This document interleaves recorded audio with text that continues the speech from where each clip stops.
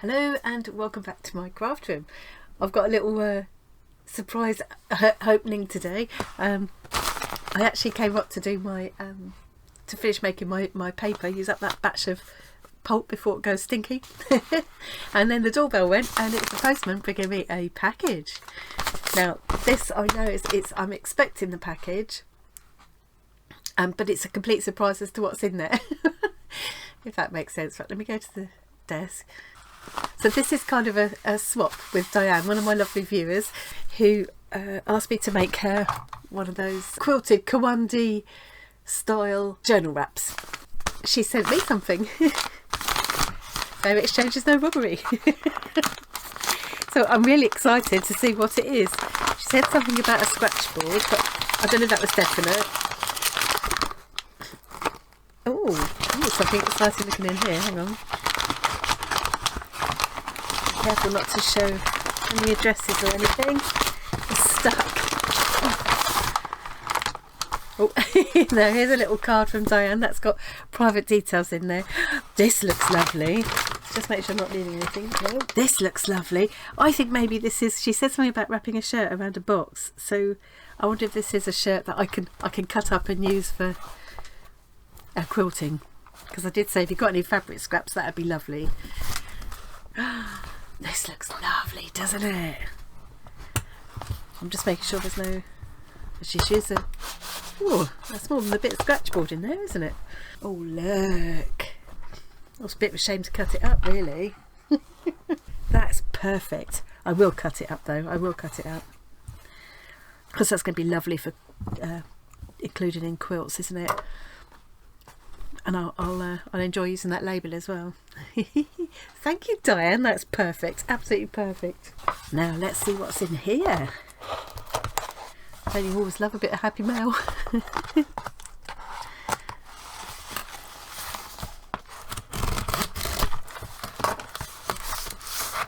So Diane was quite taken with the there's lots of stuff in here. Oh, this is, oh my word. Oh, this is, oh, it's like a little like a craft, like a subscription box. It's like getting a crafty subscription box. Look at this, all kinds of goodies in here. What are these? So these are rubber bands, but they're fun shapes. Look at that. I've never seen anything like that before.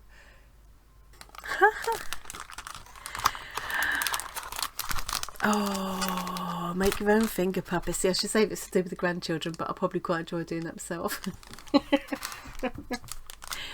And maybe like customise them a little bit because it's irresistible. Oh, look at these little, oh, I love getting little bits and pieces and doodads like this. And actually I could incorporate these into my quilts too. I mean, not strictly traditional for Kawandi, but you know, my Kawandi aren't strictly traditional anyway. Oh, this is the stuff we used to make. I think we used to call it Scooby-Doo. I remember doing this at school. I mean, I'm going back to the 60s. There was a real craze of it, and I think it came back when my kids were young as well. Where you kind of plait them. You start off kind of like that, and is it like that? Yeah, and they make like a square tube. We used to make key rings and bracelets and all sorts of things. But I can find all kinds of use for these type of things in my miniatures and stuff like that. So yeah, definitely that will be useful. See, I made my resolution I was going to use stuff up or get rid of it, and I wasn't going to buy any new stuff. But it's all like having someone else's old stuff. That doesn't count. These are nice. Again, could definitely fit into a, oh, they feel amazing. They're like furry one side and spun. I think that's the right side. They're like, I can't describe how they feel, like furry and kind of cushioned. Yeah, lovely. Yeah, I could definitely incorporate them into a quilt, couldn't I? Post-it notes are always handy, and they're fun because they're in their speech bubble shape. Oh, this is lovely. Now I'm assuming there's nothing inside this. It's just the material, which is, again, I'm thinking miniatures straight away. Yeah. It's really useful when you're making bits of miniature furniture and stuff. This kind of stuff is really good for texture because it's good for it fits 12 scale and it goes around the curve nicely. So yeah, very handy. I always love a bit of pom-pom trim. I haven't had any in this colour before. Lovely. Again, could go on a quilt or all sorts of other things. Oh, this is more than a bit of scratch board, Diane. How lovely. Some scraps of card, nice colour. It is a real little mystery box, this is. And here's the scratch board. So this is it A5 size? That pretty much is. I think it's maybe slightly smaller than A5. 13 by 18 centimetres. It's quite a thick one. Is that one piece? It's much thicker than what I think this is a lot nicer than the other one that I had. Really enjoyed. I really enjoyed doing that scratch board. Oh, this might actually, I was disappointed before because I couldn't get it to take watercolour like I was hoping.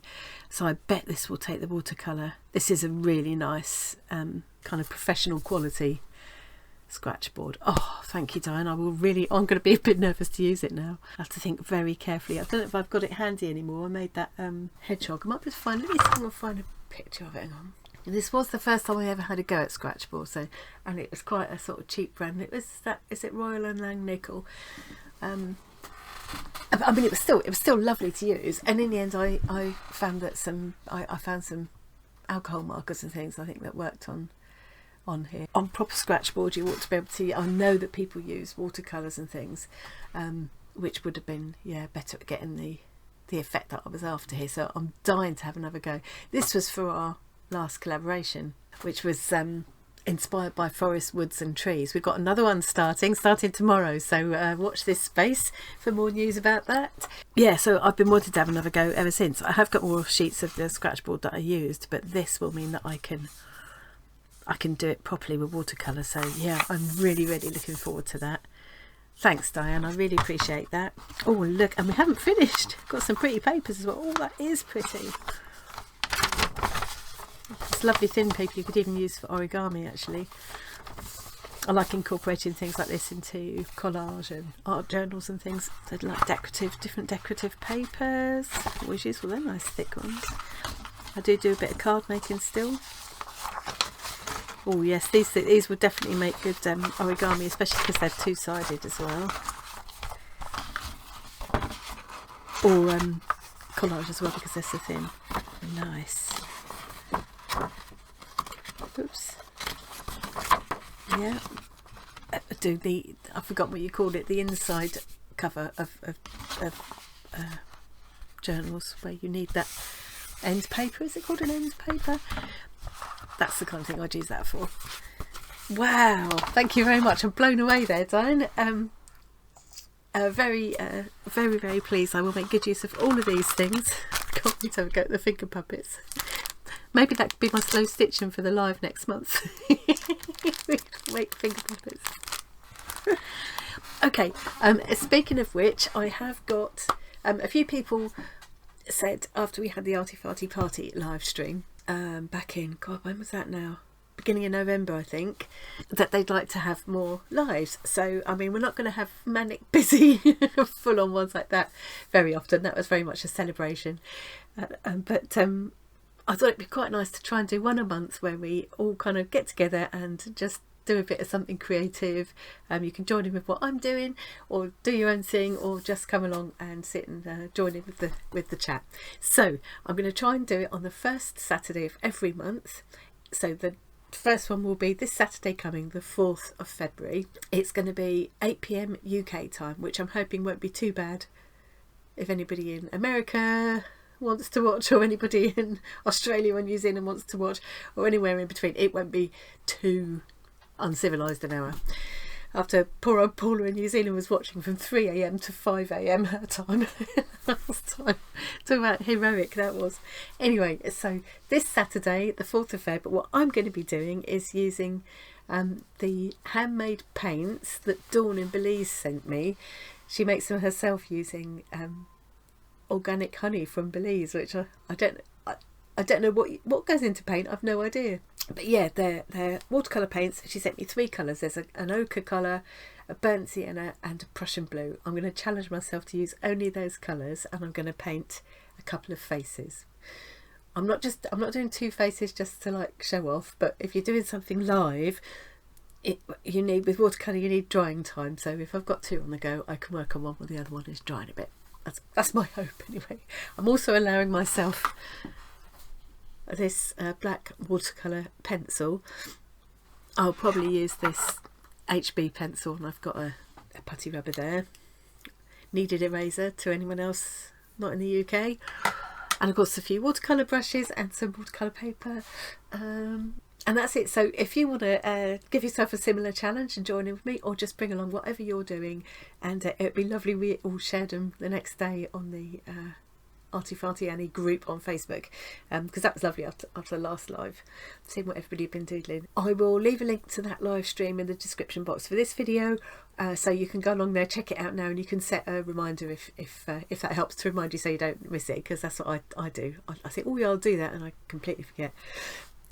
So that's it. That's all I've got to say today. Thank you so much, Diane. I really, really loved that little parcel. That's really made my day, and I will make good use of all those goodies in there. I think I might do something really funky with those finger puppets. That'd be fun. There's an idea for another little mini series, eh? Take a kit that's kind of meant for children and pimp it up. Maybe I'll try that. Okay, I'm really going now. I'm going to finish off making that paper now. Thanks very much for joining me today. I hope you had that little bit. Oh, I've got that card to read. I hope you enjoyed that little peek into my happy mail, and I will see you again really soon. Bye.